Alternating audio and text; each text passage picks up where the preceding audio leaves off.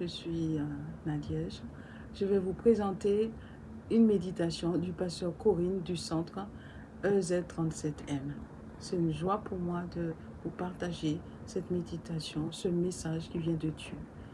Je prie pour que ce message touche un cœur, fortifie une vie, relève une personne, encourage un frère, une sœur. Au nom de Jésus. Amen. Ce message s'intitule « Qui vous a arrêté ?» Dans Galates 5, verset 7, il est dit « Vous couriez si bien. Qui vous a arrêté? Autrefois, vous couriez avec ardeur, le cœur embrasé par la passion du Christ, déterminé à aller jusqu'au bout de la course. Vous étiez animé d'un zèle profond, rempli d'espérance et de feu. Mais avec le temps, les saisons ont passé et ce feu s'est estompé. Aujourd'hui, peut-être êtes-vous à l'arrêt. Que s'est-il passé? Qui vous a arrêté? Certains ont été ralentis, voire arrêtés, par des choses tout à fait légitimes. Une carrière prometteuse, un mariage, des responsabilités nouvelles, des bénédictions en apparence. Mais peu à peu, ces dons ont pris la place du donateur. Et Dieu est devenu secondaire. D'autres se sont lassés des combats. L'opposition constante, l'incompréhension de la famille, le rejet des amis.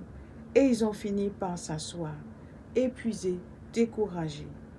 D'autres encore, attirés par les séductions de ce monde, ont dévié de la route, préférant retourner à ce qu'ils ont quitté, séduits par des illusions passagères. Et puis, il y a ceux qui sont tombés, le péché les a fait chuter, et la honte les a empêchés de se relever. Ils n'osent plus regarder Dieu en face, convaincus qu'il est trop tard pour eux. Mais écoute bien ceci, ce n'est pas fini. Il n'est pas fini. Il n'est pas trop tard. Ce point mort n'est pas une fin, mais une pause, une invitation à repartir. Celui qui vient à moi, je ne le mettrai pas dehors, dit Dieu, dans Jean 6, verset 37.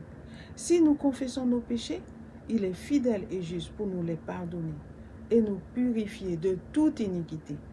Dans 1 Jean 1, verset 9. Le Seigneur ne te condamne pas. Il t'attend. Il t'appelle aujourd'hui. C'est le jour où tu peux te relever, où tu peux reprendre la course. Il ne regarde pas ton passé, mais ton cœur prêt à revenir à lui. Alors, qu'attends-tu?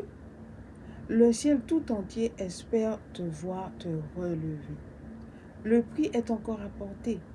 La couronne t'attend. Reprends courage. Relève-toi et cours à nouveau. Avec toute ton affection, Pasteur Corinne. Soyez bénis et à bientôt. Au revoir.